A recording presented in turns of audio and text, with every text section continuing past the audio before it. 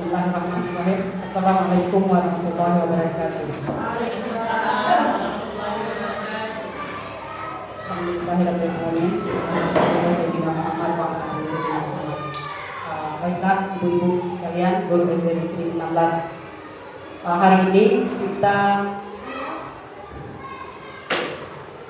bersama menjalankan program calon guru penggerak Ibu Nosi Elfianda dalam rangka pembuatan aksi nyata modul 1.4 dengan judul Diskriminasi Budaya Positif. Untuk kelancaran kegiatan ini, pertama sekali kita mintakan kepada Bapak Kepala Sekolah SD Negeri 16 Labuh untuk memberikan arahan dan bimbingannya kepada Bapak. Kami persilakan.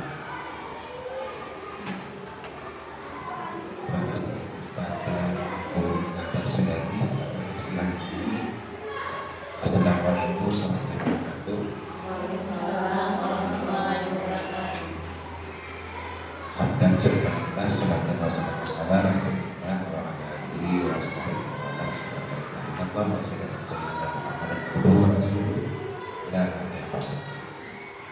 pertama sekali marilah sama-sama kita bersyukur kepada Allah Taala yang sampai hari ini kita masih dapat melaksanakan aktivitas kita sebagai peserta didik di Masjid. Kemudian melaksanakan bersama kita sedang sedikit kepada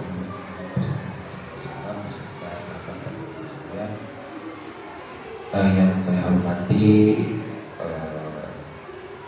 Ibu Nosi selaku pemberi informasi menarik ini, kemudian kepada MC yang kami kesempatan kepada saya membuka tadi, kemudian kepada ibu-ibu guru yang hadir dan khususnya kepada Ibu Mentor yang bergabung dan besar kita juga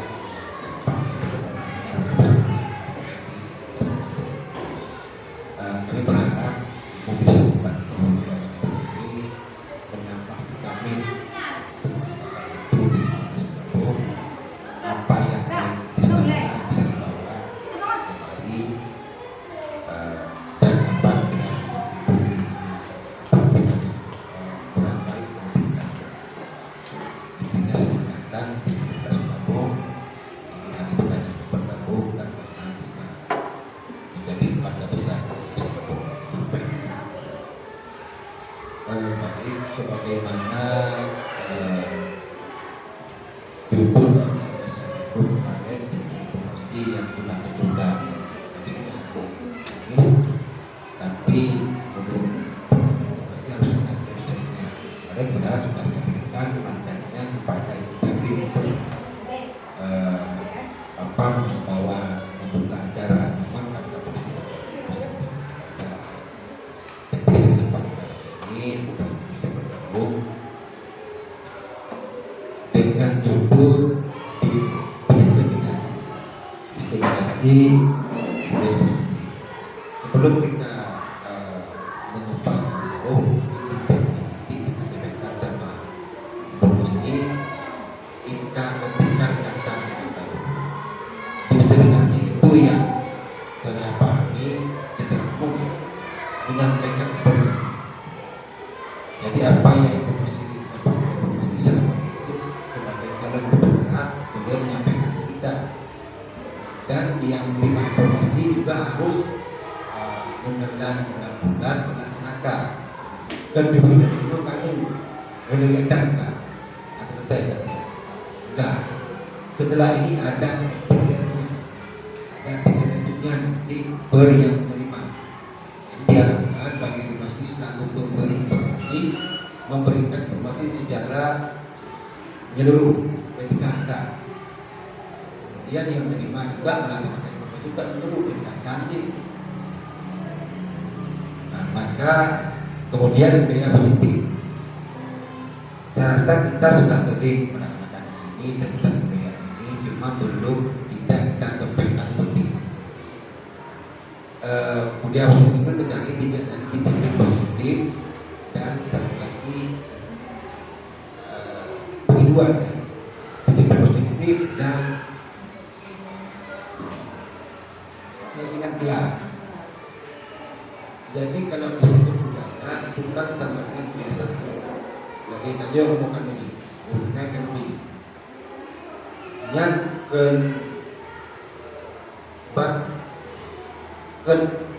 keharusan yang harusnya berdoa.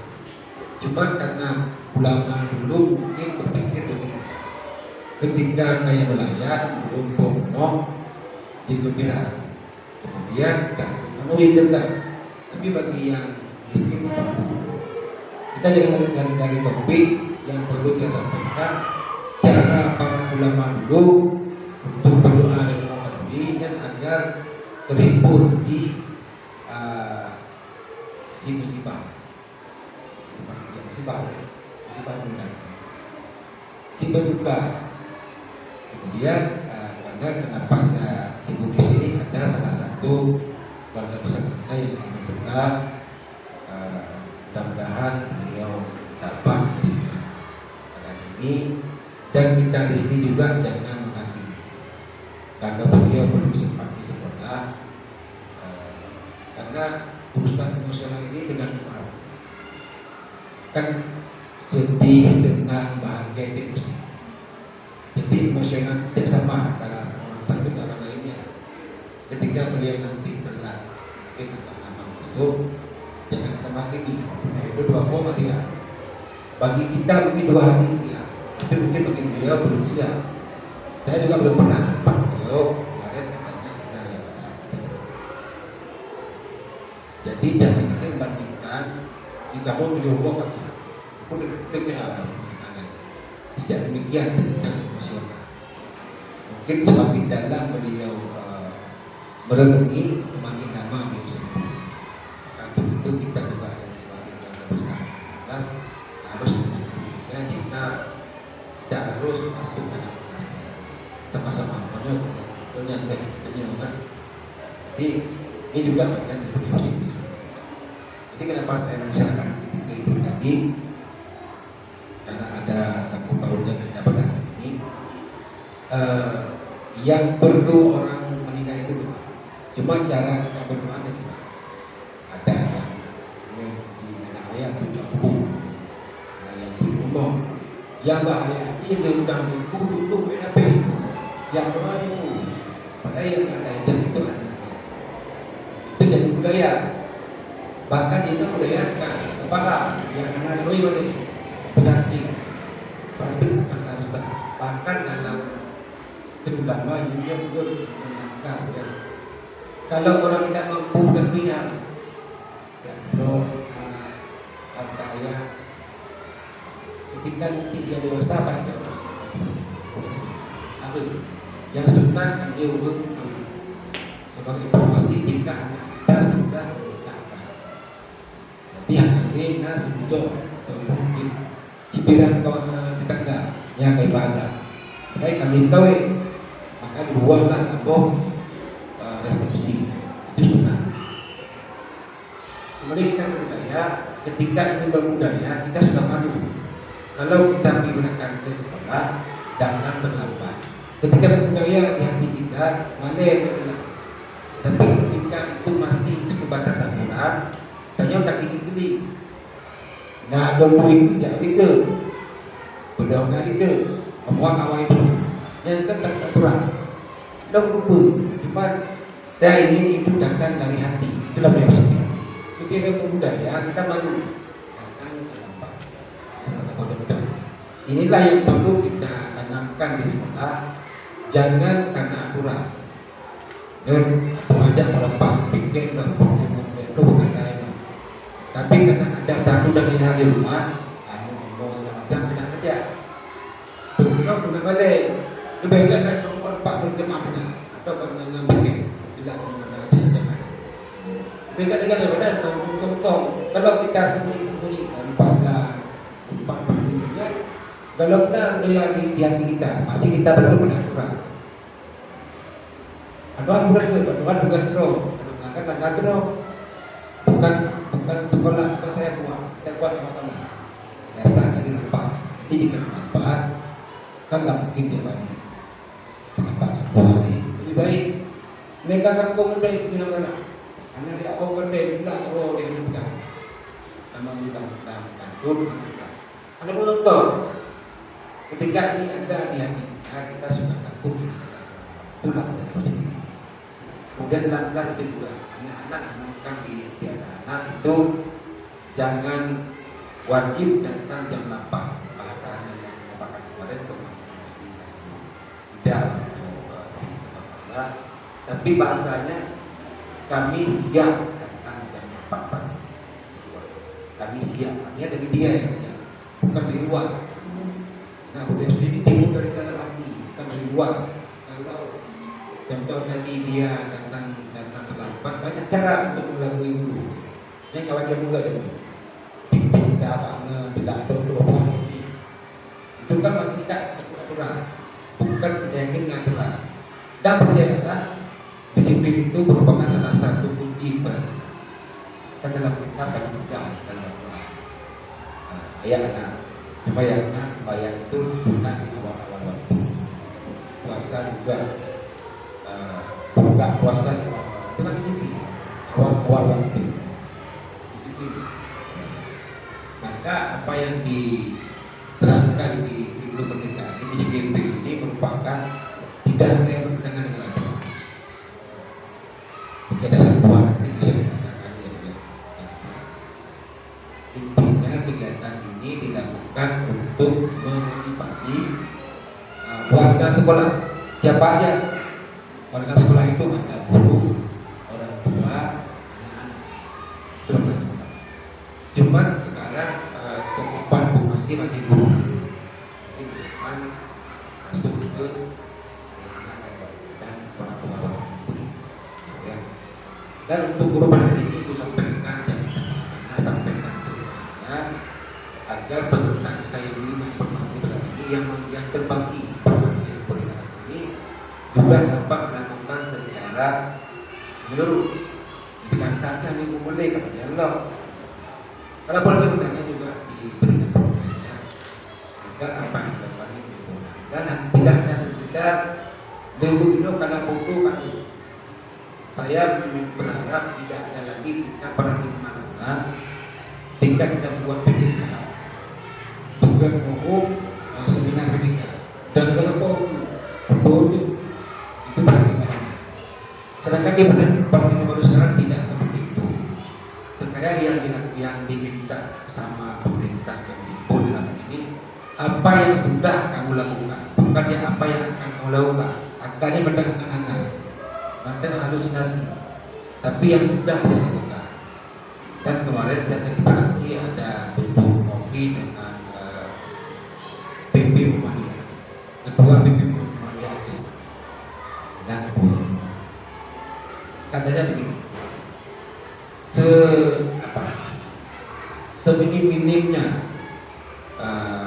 hidup kita ini harus berguna untuk orang lain. Ya yang paling dapat. Wante tayo nanti kerajaan pensiun bina di tempat juga tayo. Bina yang dihayang dengar. Yang dikenal kerajaan po yang ke umah wante bapak tidak lagi nyaw. Bina lagi nya. Wante memang ada lagi nya. Jadi bina lagi nya. Wante bina go adalah padat. Yang kan sebenarnya kita berguna bagi orang lain. Jadi bagaimana cara melakukannya itulah seperti kita seperti ini. Budaya positif harus sering-sering kita lakukan. Sekali lagi Bu Musi, kalau nanti berikan secara detail kalau seperti ini sedikit lagi mungkin bukan numpang ya, tapi kita kemarin sudah dipanggil sama Ibu Febri dan saya pribadi benar menghadapi apresiasi. Jadi ini yang bersambung kita karena untuk bahan tahun ini banyak ke benar media benar banyak kesana yang di Kalau dulu kan banyak fiksinya dengan Mustafa apa belajar. Sekarang bukan itu lagi, banyak ilmunya. Dan ilmu sambung lagi ketika tentang interaksi informasi. Di kita masih merah, dapat saya sampaikan lagi 36% kita tidak nasi barat. Kemudian kalau untuk perbandingan tahun 2023 kita turun 3,3%. Untuk generasi kita naik 6%, dan naik 6%, kisaran kita sekarang 3,3 untuk generasi.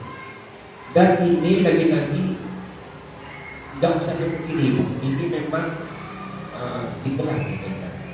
Karena ketika anak membaca dia tahu, bukan berarti menjadi kebegitu, tidak.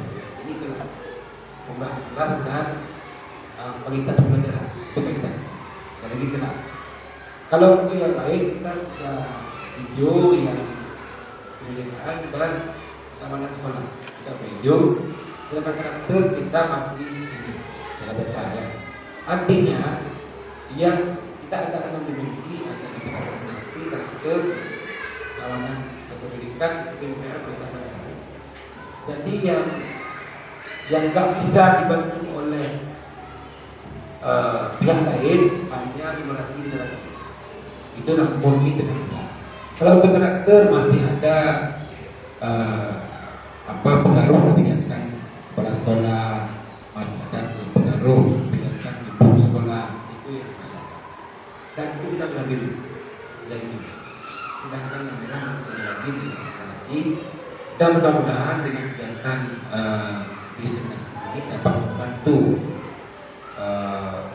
memulihkan kondisi dan kita, kemudian dapat juga membantu meningkatkan peringkat akreditasi yang kita capai kemarin dengan Padasa kategori A dan peringkat unggul. Mudah-mudahan, dan ini juga bukan tanggung jawab platform, ini tanggung jawab kita bersama. Ada pengaruhnya.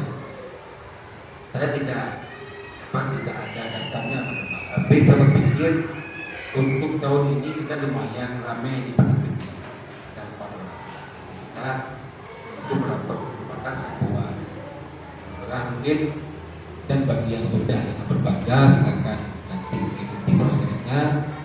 Yang belum dengan tadi silakan kita berupaya mudah-mudahan ke depan juga ke depan, karena apa yang kita lakukan ya ini yang usaha tidak akan memverifikasinya.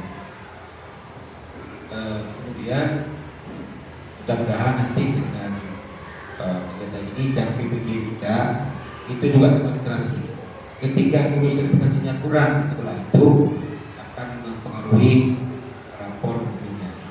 Tapi untuk sekolah kita rasanya sudah murah ya, lumayan cukup kondisinya sebenarnya.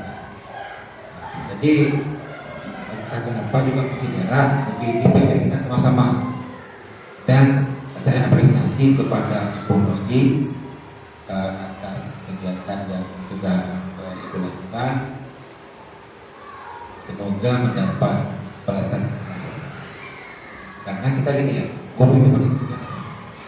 Kita dunia dapat, akhirat juga dapat dengan ternyata bismillah yang benar. Bismillah. Anak dunia adalah semua yang serta.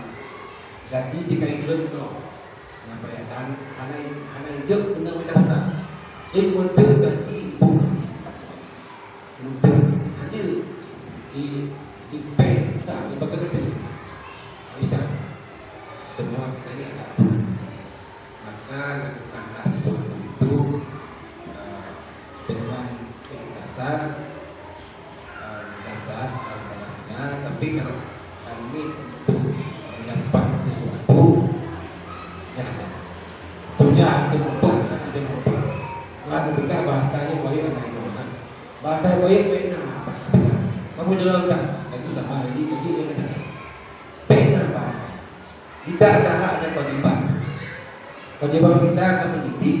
Ketika anak di sini bodoh, kita yang apa yang harus menerima hukumannya sebenarnya. Tapi ketika anak di sini dipakai, biarlah orang tuanya yang terlibat maka. Jika lagi ando ibarat ketika anak jangan umumnya. Tapi ketika jangan ya maka wah belum hidupnya maka dikatakan pahlawan tanpa jasa. Kalau jasa banyak, apalagi yang sudah sertifikasi, dapat sisi sertifikasi tadi sudah layaknya kita berbuat sesuai yang kita terima. Kalau kita lihat di SD misalkan SD tidak ada perbuatan kita, tidak ada. Maka di sini kalau lagi aplikasi berfungsi, dia belum sebagai saja bisa melakukan aktivitas, harus bisa. Ini bukan bentuk merendahkan yang nanti ini yang untuk dibahas. Ini saja yang dapat saya sampaikan. Kurang lebih maaf apa yang saya sampaikan tadi merupakan bagian daripada evaluasi diri saya sendiri dan juga evaluasi kita semua. Kegiatan aksi nyata diseminasi modul positif di 17 Pulau dalam tugas data 14 untuk institusi kegiatan SPD GGP angkatan 11 Jawa Barat dengan resmi kita melakukan. Terima kasih atas perhatian. Maaf pada kekurangan yang paling tidak yang pernah merupakan dengan pribadi. Bila begitu, assalamualaikum warahmatullahi wabarakatuh. Waalaikumsalam warahmatullahi wabarakatuh.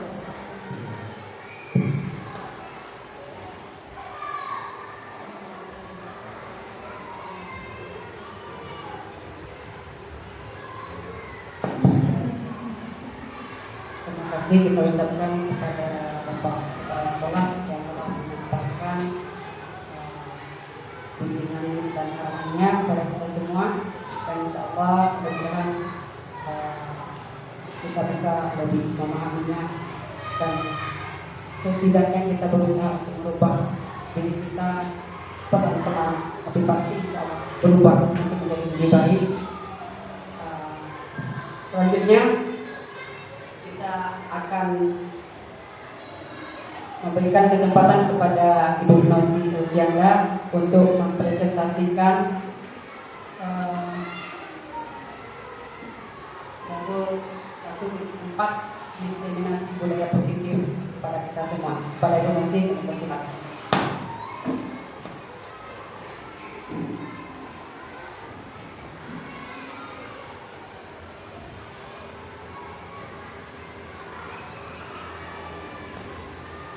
Assalamualaikum warahmatullahi wabarakatuh. Waalaikumsalam warahmatullahi wabarakatuh. Sebelumnya saya ucapkan terima kasih terlebih dahulu pada ibu-ibu yang sudah menyempatkan waktunya untuk hadir di kegiatan saya dalam kegiatan penyebaran pemahaman dan penerapan pengalaman budaya positif. Jadi saya rasa ini bukan hal yang baru bagi kita, seperti yang Bapak Kepala sampaikan tadi. Sudah kita lakukan, hanya saja merefresh kembali, mengingatkan kembali. Nah, kita tahu bahwa tugas kita ya selaku manusia itu saling mengingatkan, termasuk pada diri saya sendiri. Nah, jadi hari ini saya akan berbagi sedikit apa yang sudah kami dapatkan dari pendidikan guru penggerak baru di modul 1 ya, ada 3 modul, jadi baru ini akhir dari modul 1.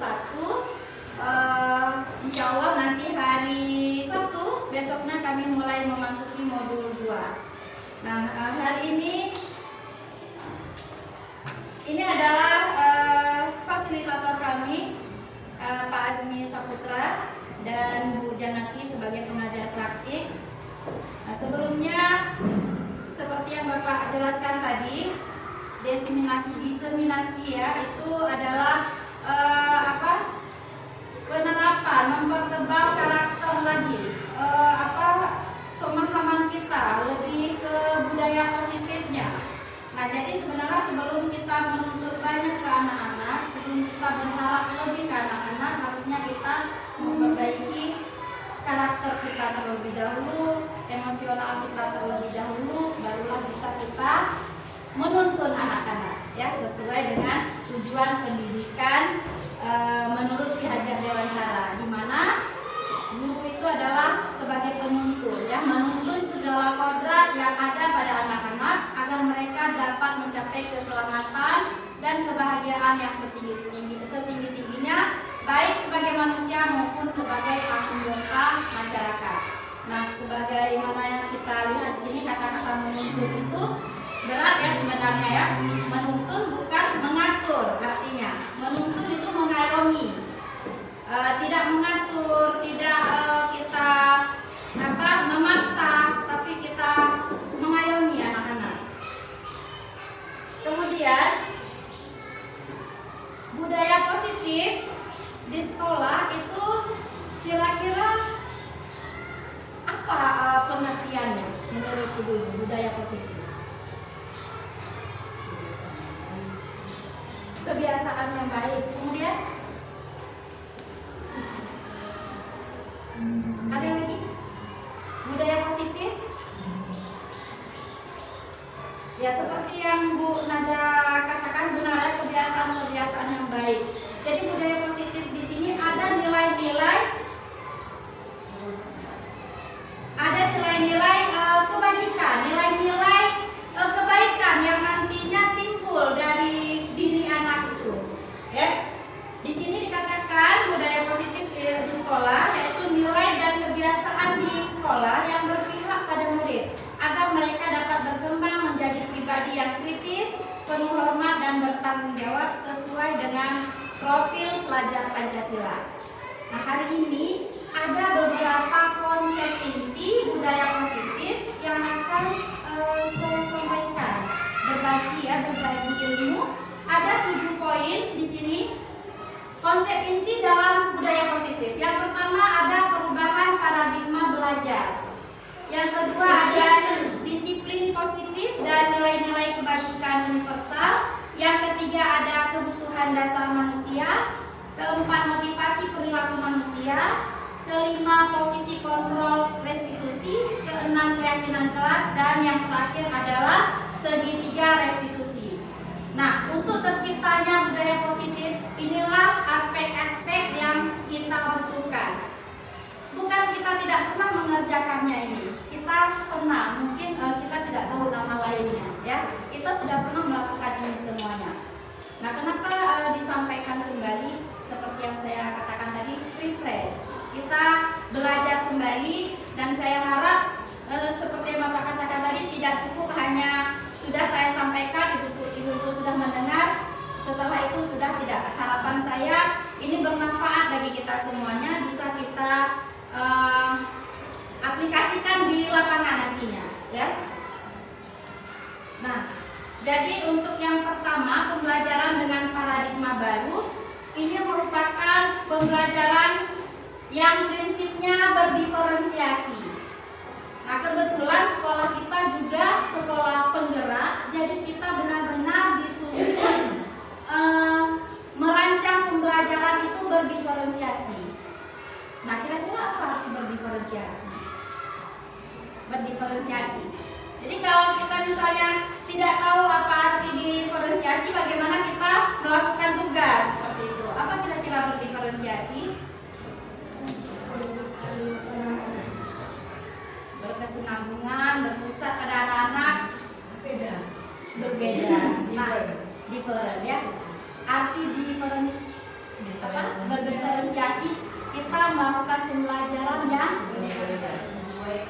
sesuai kebutuhan anak, ya. Bukan ada 30 anak, 30 macam karakter, tidak. Kita harus membuat perangkat aja sebanyak 30 model, tidak. Nah, di sini nanti akan ada miskonsepsi dalam hal berdiferensiasi. Kita mengajar itu harus berpusat kepada anak, bukan guru. Bukan pusat belajar itu pada guru, tidak, tapi kepada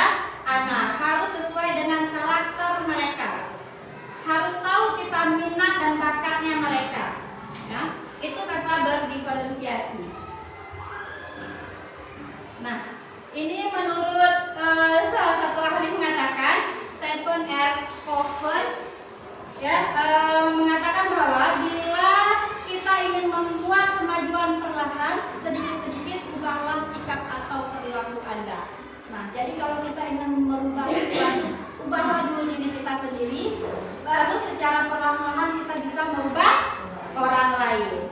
Nah, artinya karena kita guru, proses kita dalam belajar itu tidak cukup sampai di sini, tapi terus-menerus kita belajar sehingga kita bisa lebih bermanfaat bagi orang lain.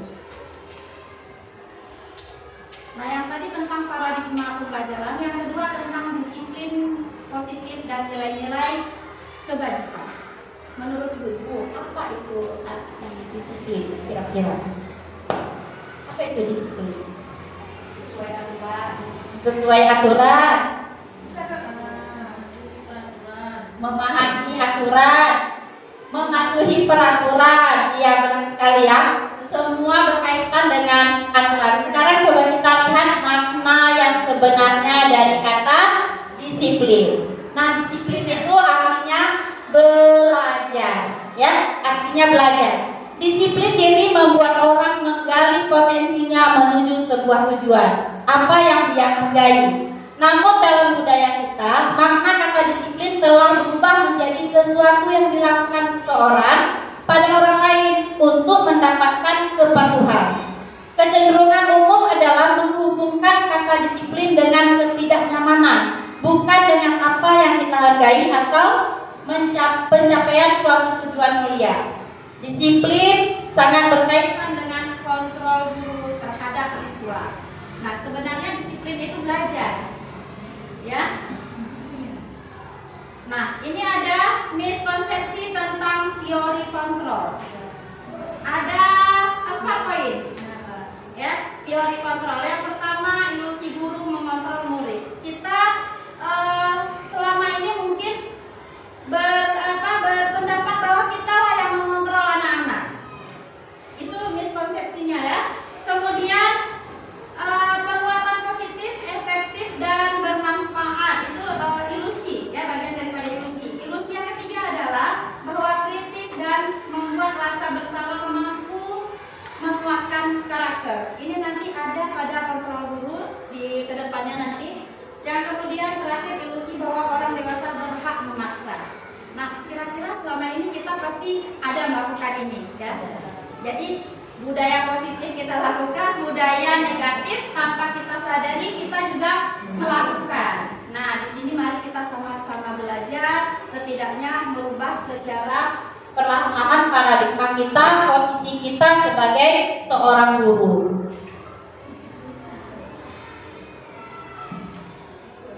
Nah, dalam menerapkan budaya positif ada nilai-nilai kebajikan, nilai-nilai kebaikan nantinya yang akan kita timbulkan dari anak.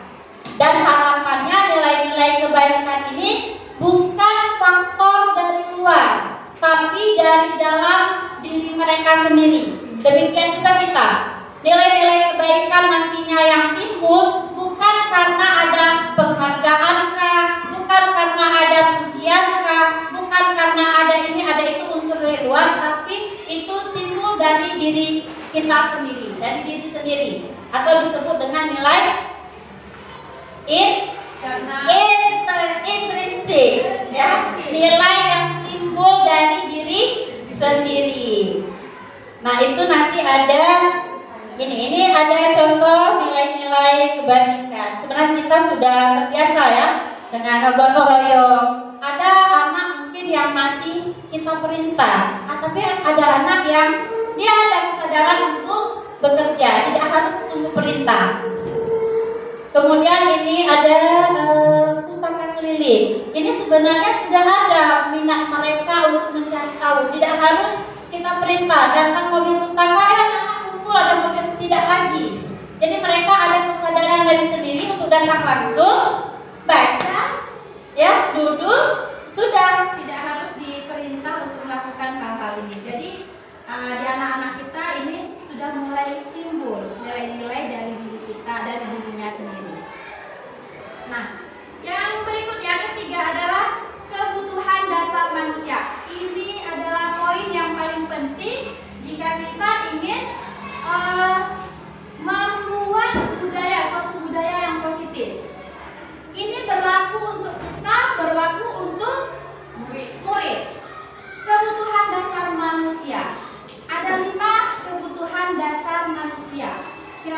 siapa yang bisa menyebutkan apa sebenarnya kebutuhan kita?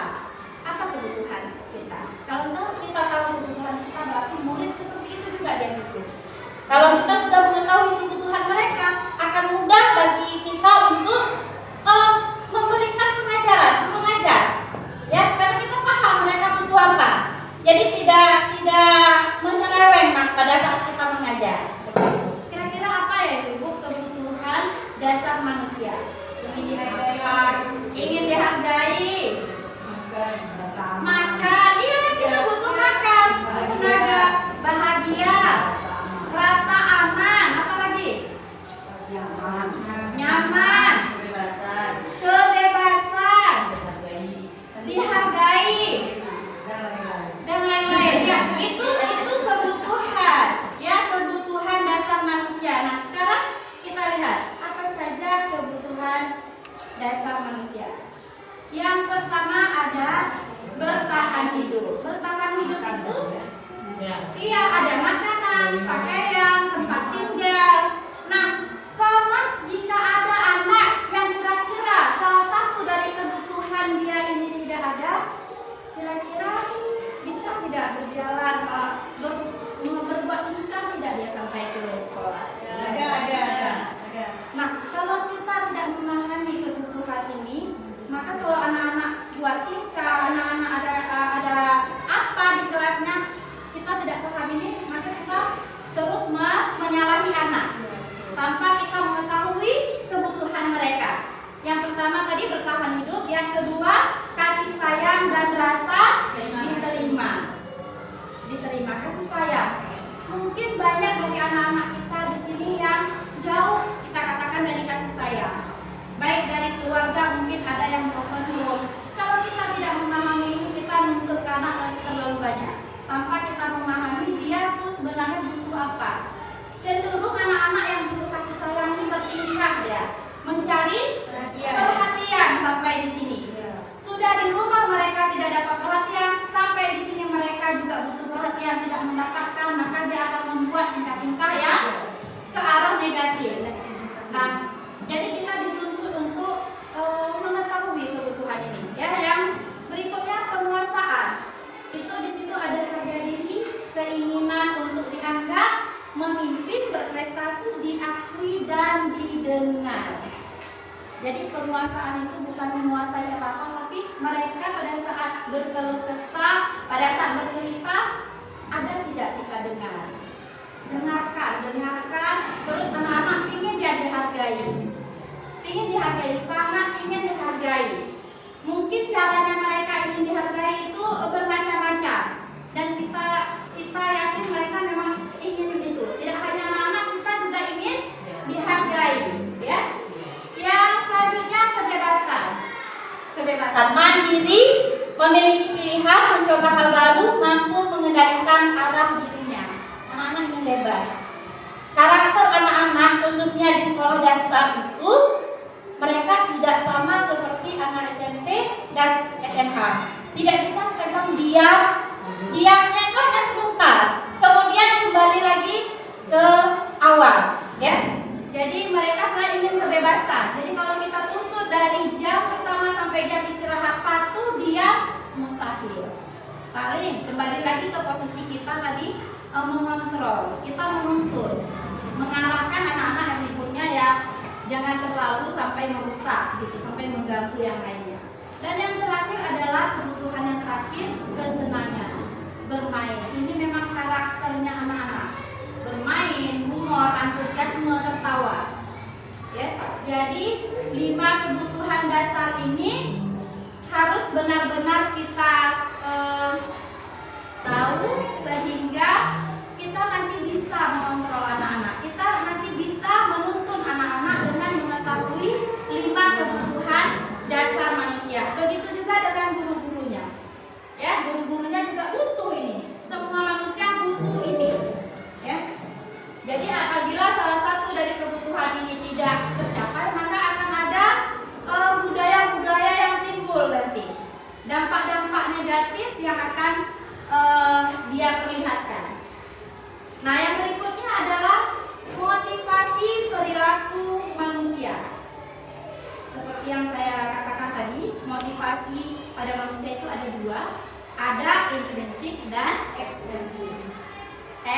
prinsip. Nah, ini yang prinsip ini itu yang dari dalam, ya, dari keinginan dari dirinya sendiri.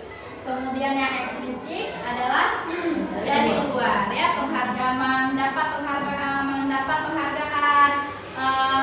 melakukan sesuatu untuk mendapat imbalan, kemudian menghindari ketidaknyamanan atau hukuman.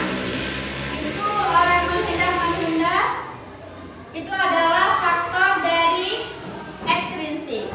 Ya, ada yang diharapkan, tapi kalau dari diri sendiri itu murni, mau ada yang lihat, mau ada yang kasih penghargaan, mau ada yang tidak dikasih penghargaan, terserah. Kita tidak berharap imbalan apa-apa, ya.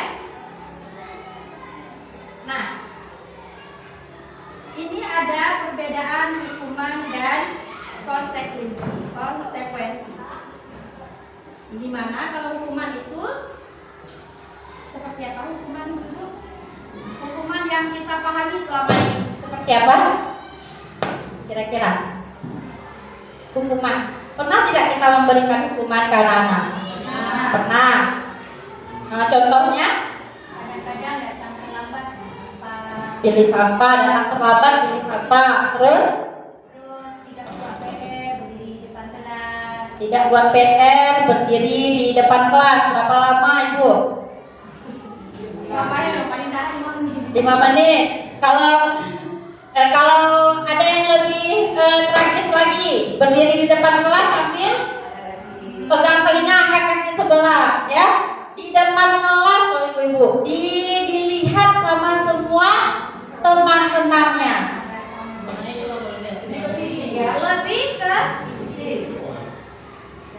Lebih ke fisik, ya, hukuman itu lebih ke fisik. Nah, kita ada satu hal lagi yang perlu kita ketahui, yaitu konsekuensi. Di mana konsekuensi itu misalnya sesuatu harus terjadi membuat anak merasa tidak nyaman dalam jangka waktu pendek, anak menghargai disiplin, stimulus, tanggapan. Kemudian ada yang mendorong anak agar mudah menyesuaikan diri. Nah, artinya kalau konsekuensi ini itu tidak menghakimi anak, tidak menghukum anak secara fisik. Kita memberikan sanksi sesuai dengan kesalahannya. Jangan misalnya ada anak-anak yang tidak pakai baju olahraga di jam olahraga, nggak usah masuk kelas, larian, belajar di luar. Sesuai tidak dengan perbuatannya. Kalau misalnya sesuai, kita sudah masuk ke hukuman. Tidak mengerjakan PR. Ini tidak mengerjakan PR, ini tidak kumpul, ya di luar aja, nggak usah belajar. Itu hukuman atau konsekuensi? Hukuman. Jadi seharusnya seperti apa? Disuruh kerjakan aja lagi di kelas. Kita beri kesempatan, kerjakan lagi. Iya, kerjakan lagi di kelas. Jangan sampai kita membuat anak itu tidak dihargai oleh yang lain-lain. Kita kembali ke 5 kebutuhan dasar tadi. Anak minta dihargai. Ya, itu ada perbedaan hukuman dan tindakan konsekuensi. Saya rasa kita sudah paham karena kita selain di sini kita mempelajari budaya positif, kita juga sudah belajar di platform Merdeka Belajar. Ya kan, di PNM kita sudah banyak baca-baca tentang budaya positif. Apa itu hukuman, apa itu konsekuensi. Baik, ini ada contoh tindakan guru, ya, termasuk hukuman atau konsekuensi. Kita lihat, walaupun sudah tertera di sini jawabannya, tapi kita lihat kenapa dia termasuk hukuman, kenapa dia termasuk konsekuensi. Apakah di antara contoh tindakan ini ada yang kita lakukan seperti itu, ya? Yang pertama, mencatat 100 kali di dalam buku kalimat saya tidak akan terlambat lagi karena terlambat ke sekolah. Jadi karena dia terlambat sekolah, dia disuruh catat sama gurunya. Kadang-kadang bukan 100 kali, 1 halaman ya, 2 halaman ya. Nah, itu termasuk hukuman. Kira-kira kita ada tidak melakukan ini? Ada. Ya. Terus kita lihat yang bagian konsekuensi. Menggantikan kertas tugas teman yang telah dicoret-coret. Kenapa dikatakan konsekuensi di sini? Apa yang dia lakukan itu yang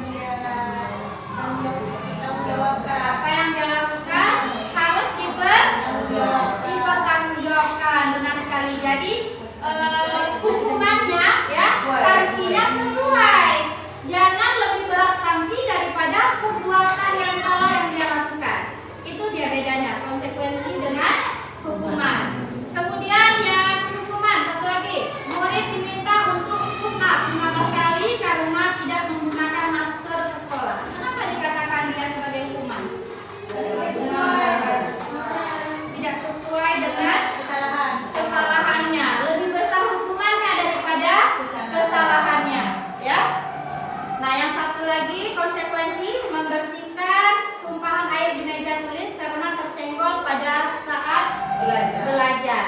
Kenapa dikatakan konsekuensi? Ya, lagi-lagi sesuai dan harus bertanggung jawab. Mungkin tindakan-tindakan ini yang harus kita benahi khususnya di diri kita dalam memberikan konsekuensi, atau nanti bahkan kita ingin memberikan konsekuensi terkasih hukuman kepada anak-anak, ya.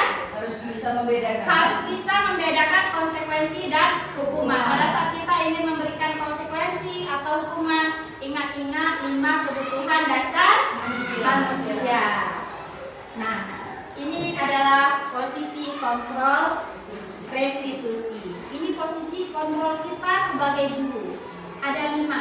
Ada 5 kebutuhan dasar dan ada 5 posisi kita sebagai seorang guru. Yang pertama, apakah kita sebagai penghukum? Atau yang kedua, pembuat rasa bersalah? Yang ketiga, apakah kita sebagai teman? Ya? Atau pemantau? Yang terakhir, manajer.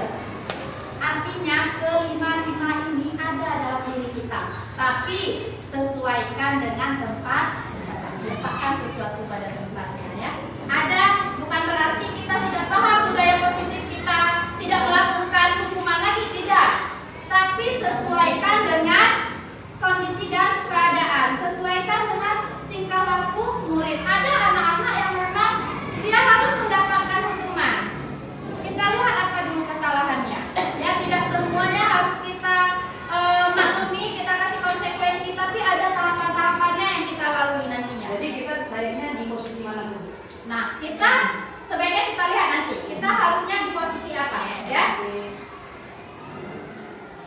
Nah, ini ada contoh, satu saja contoh. Siswa tidak memakai atribut lengkap saat upacara bendera. Jika kita di posisi penghukum, maka kita akan memberikan hukuman kepada anak hormat bendera selama 1 jam. Nah, kita sering terjadi nih di hari Senin, anak-anak tidak memakai atribut. Nah, apakah kita di penghukum? Kira-kira ada nggak di penghukum kita? Mungkin kita tidak hormat, mungkin kita kasih hukuman apa ya, Pak? Ya. Nah, yang kedua, berapa kali ibu atau bapak memberitahu kamu selalu saja mengecewakan ibu? Ini adalah posisi kita sebagai rasa bersalah. Kita mencari simpati ke anak. Gara-gara kamu, ibu kecewa kali lihat kamu. Ibu sedih kali, udah berapa kali ibu kasih tahu pakai topi, kenapa kamu seperti itu? Jadi anak-anak itu merasa gara-gara dia buat salah, kita kena dampak. Ini maksudnya pembuat rasa bersalah. Kira-kira di kelas ada nggak kita buat gitu? Ibu kecewa kali lah, padahal udah ibu kasih tahu berapa kali, tapi kamu masih juga. Nah, ibu kena marah sama kepala sekolah. Ibu kena marah sama guru, ibu kena tegur sama guru yang lain gara-gara sikap kamu. Itu kita posisi kita di pembuat rasa bersalah. Kira-kira bagus tidak? Kadang-kadang bagus Sesuai tempat, tapi banyak tidak bagusnya kita menekan anak. Gara-gara mereka kita kena, gitu. Ya, itu pembuat rasa bersalah. Jadi itu paling sering kita lakukan. Mengkambing hitamkan anak-anak. Nah, yang terakhir posisi manajer. Apa kira-kira yang kita lakukan pada saat posisi manajer? Lakukan percakapan. Apakah kamu tahu apa kesalahanmu? Kira-kira bagaimana kamu memperbaikinya?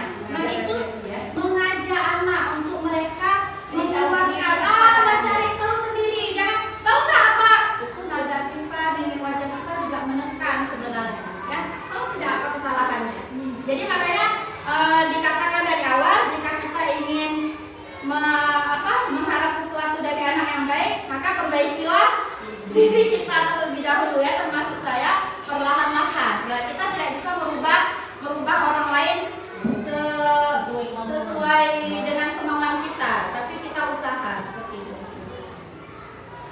Nah, ini adalah posisi kontrol, kata-kata yang sering terucap, bukan saja ini tapi banyak lagi sebenarnya, ya. Pembuat rasa bersalah, saya kecewa sekali dengan kamu. Itu adalah kata-kata pembuat rasa bersalah.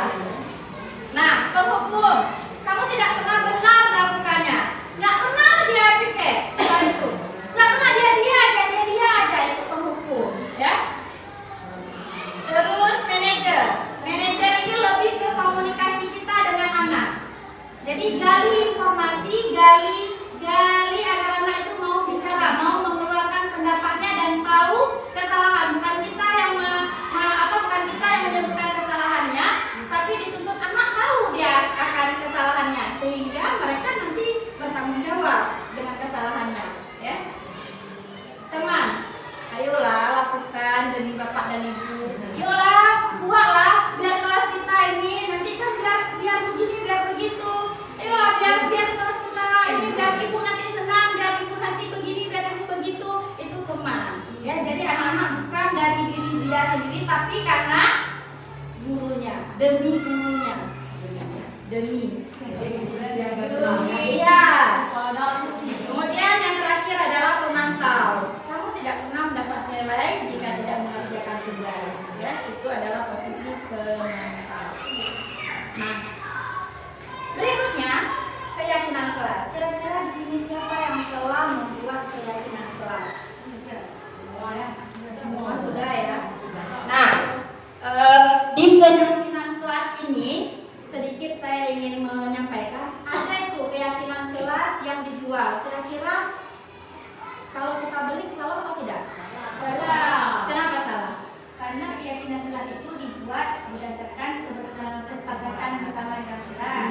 Sudah sesuai dengan kebutuhan siswa di kelas. Benar sekali. Kasih aplaus. Iya, benar sekali ya. Keyakinan kelas itu kesepakatan yang kita buat bersama anak. Jadi yang jual-jual walaupun memang orang canggih kali sekarang apa-apa diperjualbelikan ya dengan harga terjangkau.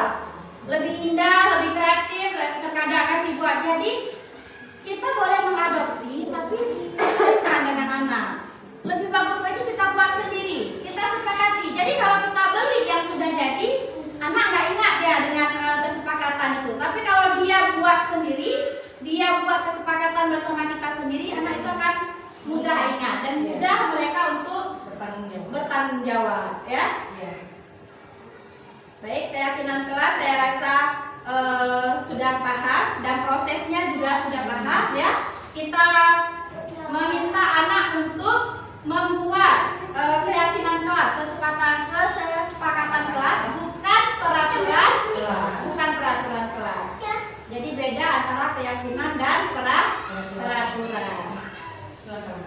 Iya, langkah-langkah keyakinan kelas dan ini keyakinan kelas yang sudah contoh keyakinan kelas. Yang pertama, meletakkan kembali barang pada tempatnya, menghargai karya orang lain, datang tepat waktu, menjaga kebersihan kelas, saling menghormati dan menghargai sesama teman. Ada bunyinya yang seperti Sumpah Pemuda.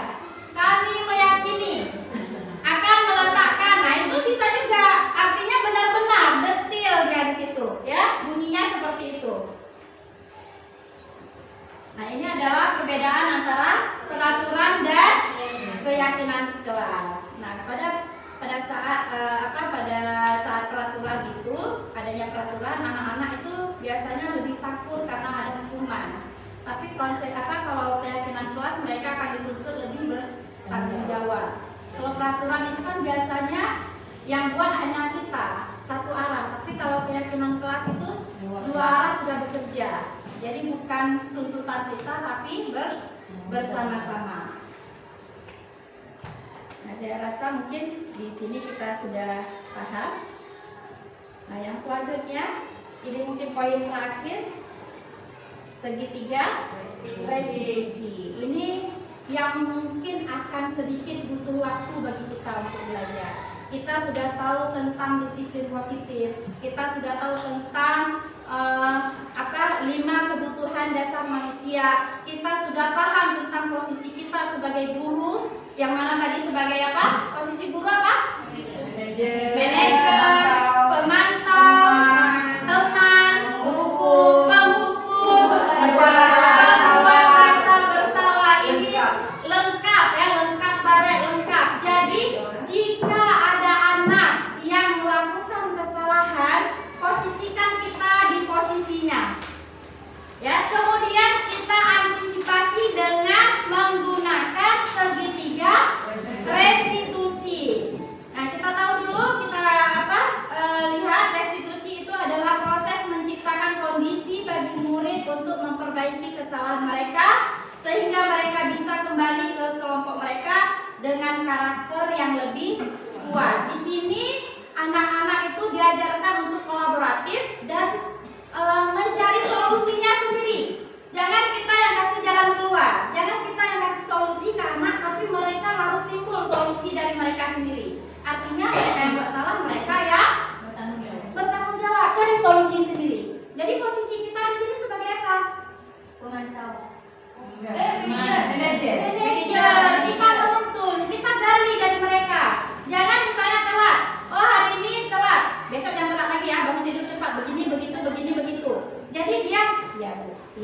Ya Bu.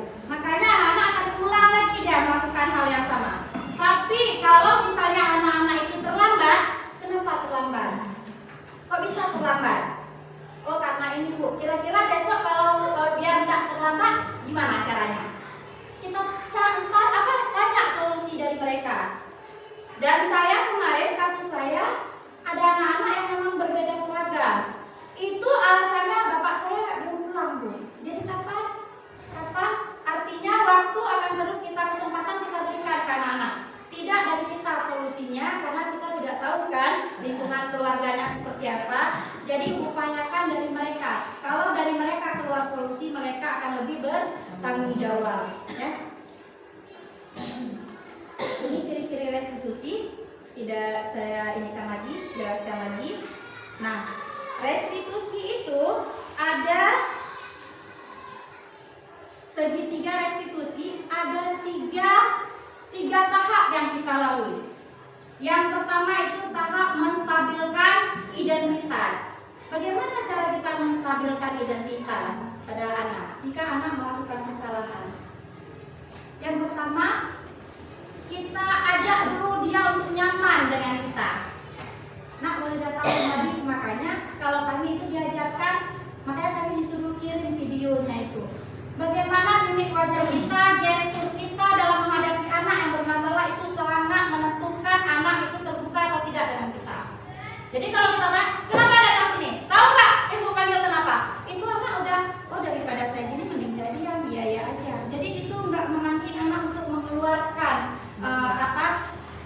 bicara dia. Ya, jadi gestur kita, cara kita di awal untuk menstabilkan identitas inilah potensi kita agar kita mengetahui kenapa mereka. Nah, terus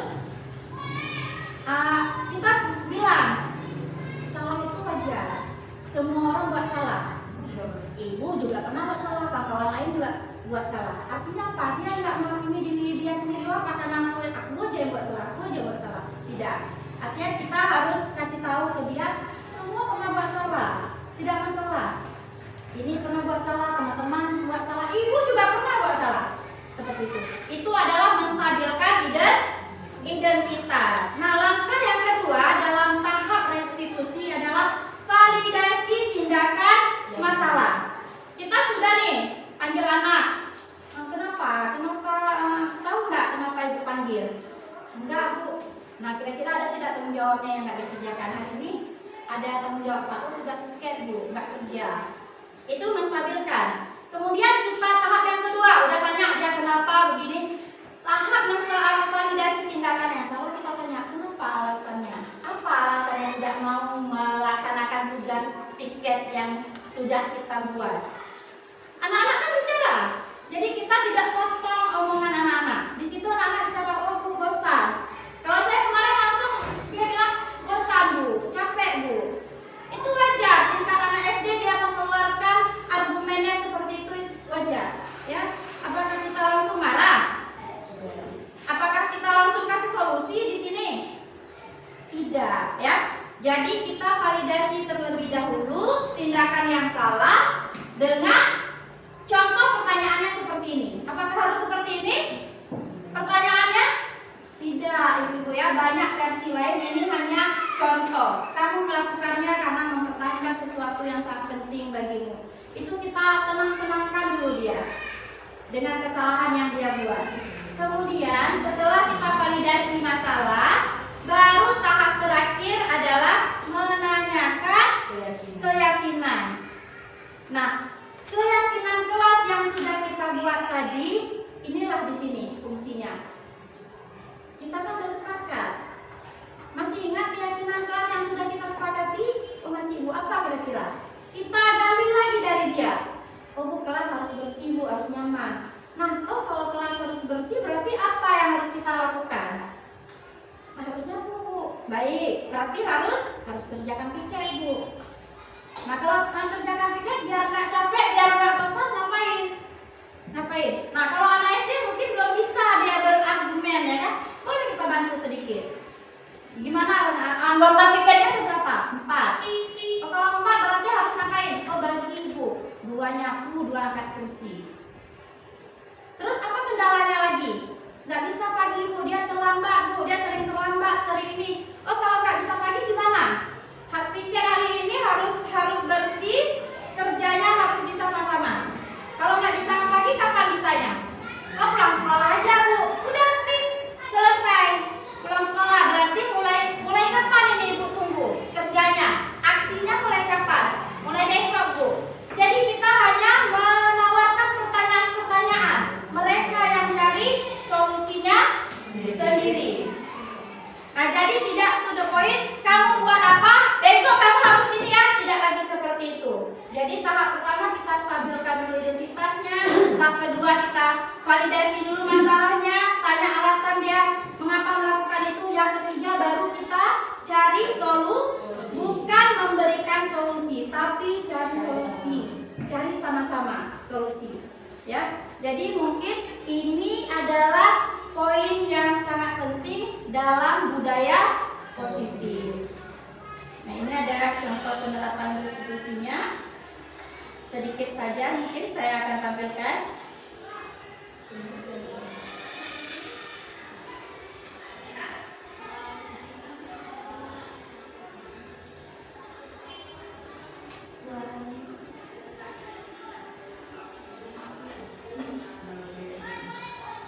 Ya, intinya kita butuh bicara empat mata, tidak disaksikan oleh anak-anak lain. Kenapa tidak disaksikan anak-anak lain? Itu nanti akan timbul dia mungkin merasa malu. Ini mungkin karena kesalahannya masih tidak terlalu. Tapi kalau ada mereka buat kesalahan yang agak detail, yang agak fatal, disaksikan oleh teman-teman lain, mereka akan tidak nyaman. Kembali ke kebutuhan manusia tadi, mereka ingin dihargai.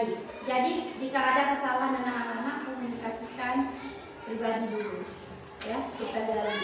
Jadi tahapan-tahapan tadi itu hendaknya kita praktikkan.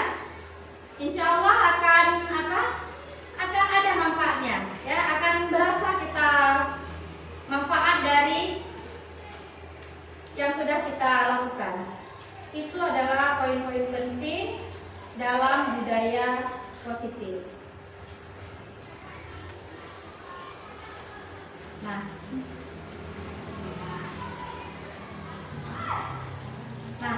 Ibu kira-kira dari sekian banyak materi mungkin yang sudah biasa kita lakukan, kira-kira ada tidak refleksinya nih yang masih ingat dari pembahasan awal saya berbagi kira-kira tentang apa? Sebagai refleksi akhir ya, kita di akhir ini kira-kira apa ya yang dari awal tadi saya berbagi ke ibu-ibu? Topik apa yang pertama tadi? Tentang apa? Disiplin positif, benar. Kemudian ada nilai-nilai kebajikan atau nilai-nilai kebaikan. Yang ketiga, seorang guru itu dia lebih baik bertindak sebagai seorang manajer, posisi kontrolnya sebagai seorang manajer, iya, seorang penghukum. ya. Yang berikutnya, kayaknya Bu Nada aja yang buat kelas. Nah, buat keyakinan kelas. Berikutnya, Konsekuensi lebih baik daripada. iya, konsekuensi lebih baik daripada hukuman. Berikutnya, 5 kebutuhan dasar manusia. 5 kebutuhan dasar manusia. Terakhir, dalam kita menyelesaikan masalah, ada segitiga restitusi. Nah, tahapan-tahapannya itu tidak banyak. Ya, tahapan-tahapannya itu ada 3. Yang pertama, menstabilkan identitas. menstabilkan identitas. Yang kedua, validasi, dan yang terakhir, Menanyakan keyakinan kelas. Me- Dari tindakan dia. iya, yang memberikan solusi adalah Dia sendiri. yang membuat masalah. harus bertanggung jawab. Iya. Bukan harus bertanggung jawab terhadap si anak yang melakukan kesalahan. Baik.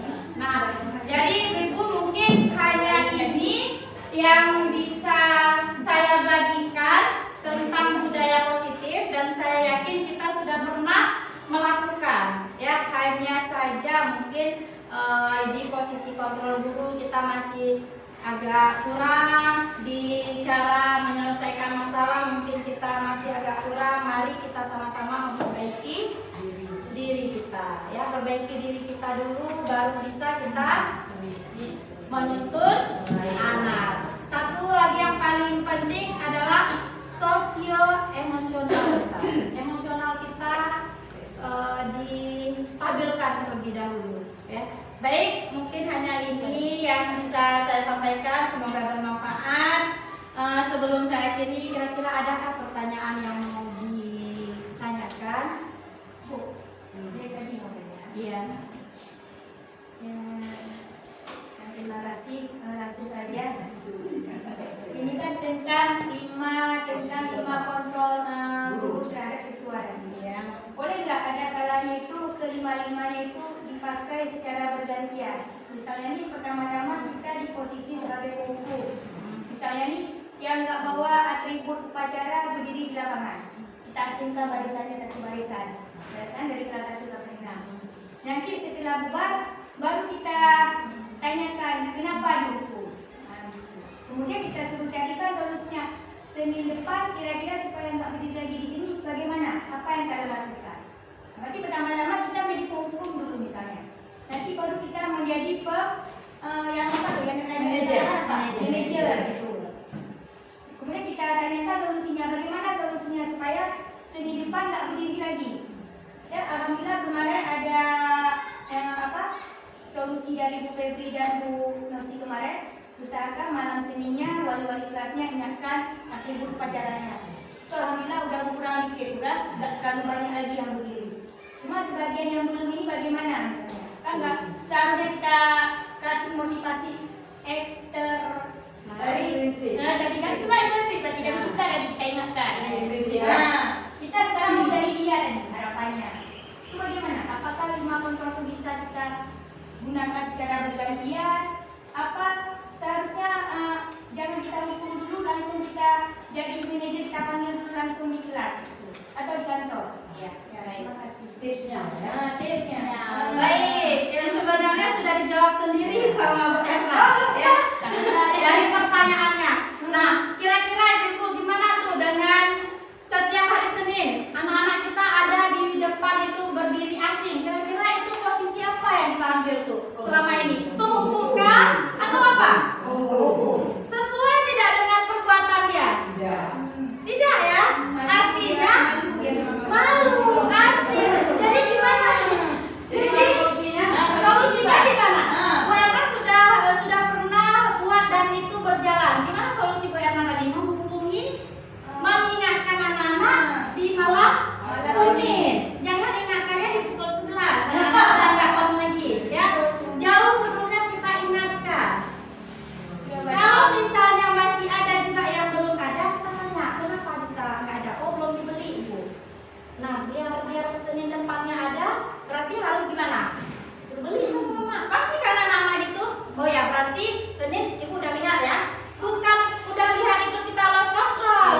Tetap kita hubungi orang tua. Jadi mulai Senin depan jangan lagi ada bersama sini. Nah, gimana kira-kira? Kalau itu sebagai penghukum, apakah kita budayakan itu penghukum itu berdiri asing? Kalau kita gabung nanti kualitas yang lihat siapa-siapa gitu ya, baru dimasuk posisi Iya, juga. tidak ada lagi berdiri asing, ya, karena itu anak-anak kan malu juga. Rata-rata anak kelas rendah kan. Nah, kita tidak tahu latar belakang mereka. Kita hanya bilang, alah selalu dia lupa. Tapi Bu Nosi kalau misalnya nggak kuat dan batasan seperti itu mungkin akan lebih banyak lagi timbul. Walaupun kan Benar, bisa salah ya. contoh ya nggak mesti di upacara tapi kelengkapan mereka di kelas saja kadang-kadang nggak terkontrol. Walaupun kita share di grup ada juga yang dengan Karena tidak semua.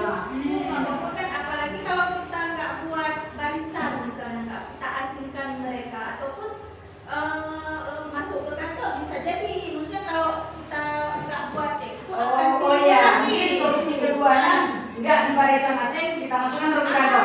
Yang sama langsung kita lakukan posisi Tapi ini. jangan juga. barisan mereka. Iya. Tapi kalau kita posisikan mereka di barisan tadi kan nggak boleh misalnya kita jadi penghukum. Kalau misalnya betul juga kita hapuskan nggak kita buat juga akan banyak lagi timbul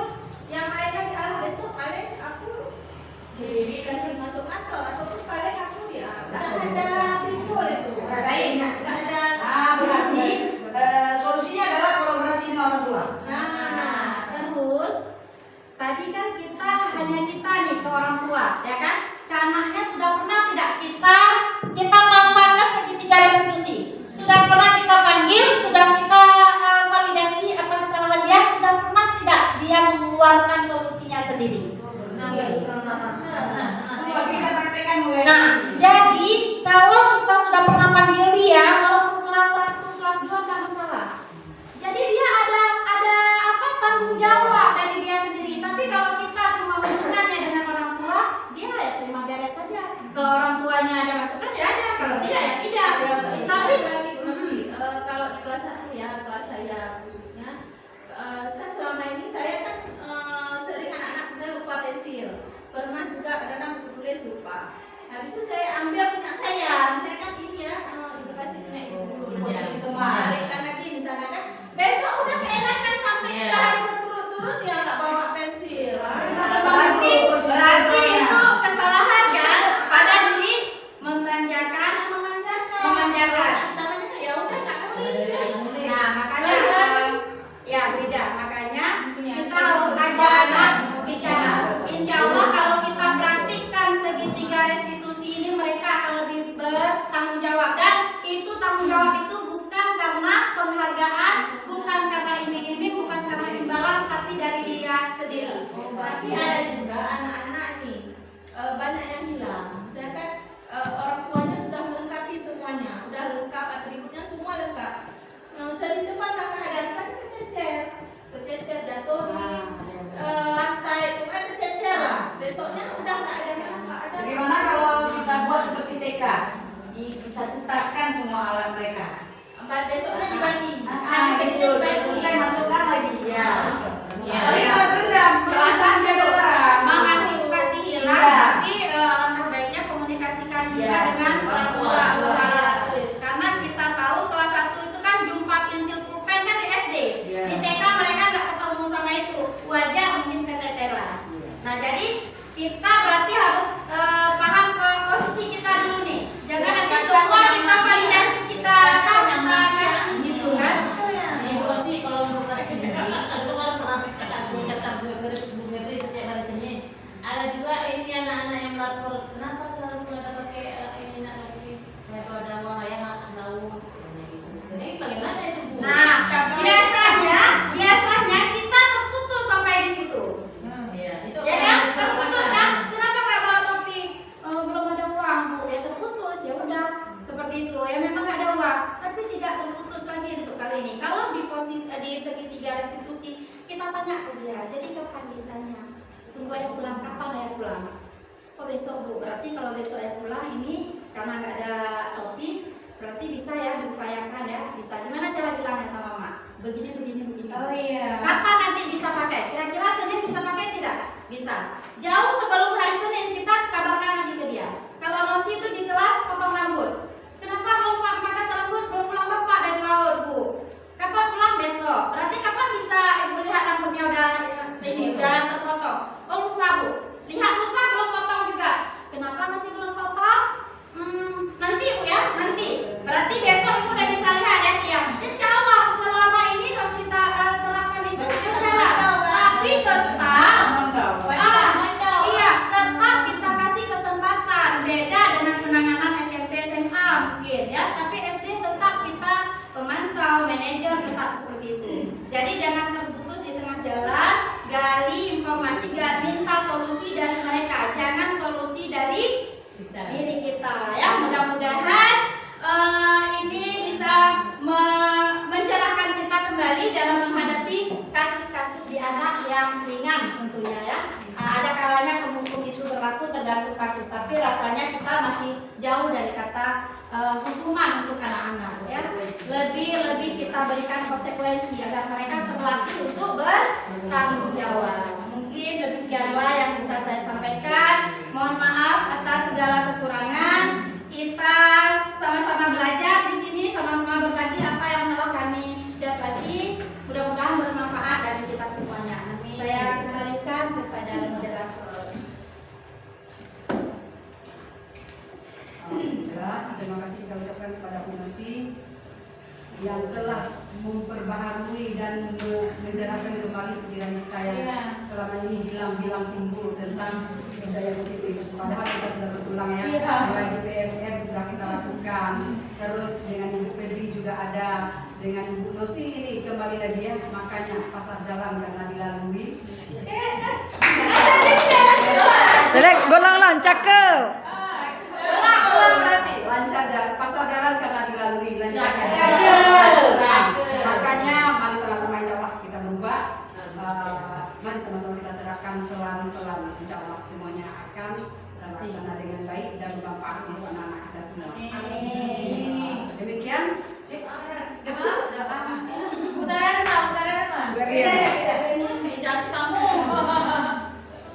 Untuk mencari keberkahan dari acara ini, mudah-mudahan kita semua dapat berkah. Marilah sama-sama kita panjatkan doa kepada Allah Subhanahu wa taala. A'udzubillahiminasyaitonirrajim. Bismillahirrahmanirrahim. Alhamdulillahirabbil alamin. Hamdan yuwafi ni'amahu wa yukafi mazidah. Ya Rabbana lakal hamdu kama yanbaghi li jalali wajhikal karim wa 'azimi sultanik. Rabbana zalamna anfusana wa in lam taghfir lana wa tarhamna lanakunanna minal khasirin. Allahumma rabbana dzunubana wa walidayna wa jami'al muslimina wal muslimat wal mu'minina wal mu'minat ahya'i minhum wa amwat. Innallaha ghafurur rahim. Allahumma inna nas'aluka ilman nafi'an wa rizqan thayyiban wa amalan mutakabbalan. Ya Allah, Engkau telah anugerahkan kepada kami kesempatan, umur, dan hati untuk memegang amanah yang dipercayakan kepada kami. Engkau telah tuntun dan bimbing kami untuk menjadi seorang guru, ya Allah. Guru yang menuntun dan membimbing anak negeri ini menjadi seorang hamba, menjadi insan dari makhluk-makhluk yang diciptakan, ya Allah. Ya Allah, beri kami tuntunan dan bimbingmu untuk terus berjuang, untuk terus bisa menjalankan amanah ini seperti yang Engkau mau, ya Allah. Jangan pernah biarkan kami tergelincir sedikit dari jalan yang tidak Engkau berikan. Ya Allah, jadikan ilmu ini bermanfaat untuk kami, bermanfaat untuk anak didik kami, bermanfaat untuk kami dunia dan akhirat. Ya Allah, tiada ada yang upaya kami sebenarnya selain dengan pertolongan. Ya Allah, letakkan ilmu yang baik untuk kami, jadikan itu sebagai penerang kami untuk melangkah di dalam kehidupan ini menuju jalan yang Engkau berikan.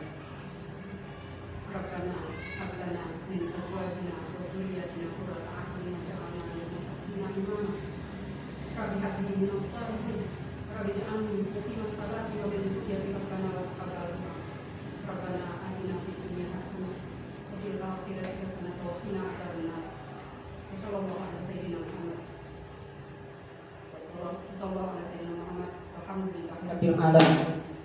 Alhamdulillah wa ala hadratin Nabi sallallahu alaihi wasallam. Al-Fatihah. Warahmatullahi wabarakatuh.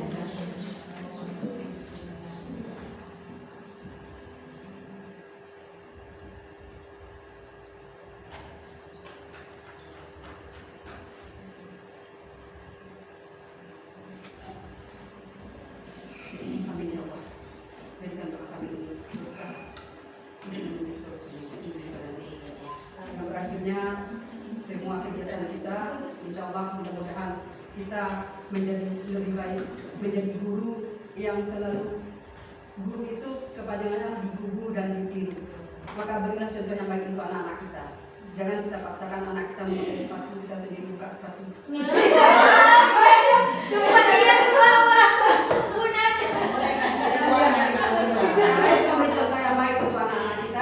Berilah contoh digugu dan ditiru. Ketika seorang guru itu tidak bisa digugu dan ditiru, jangan pernah berharap anak itu akan bisa. Maaf. Kita akhiri dengan sebuah buah rambutan, buah nangka.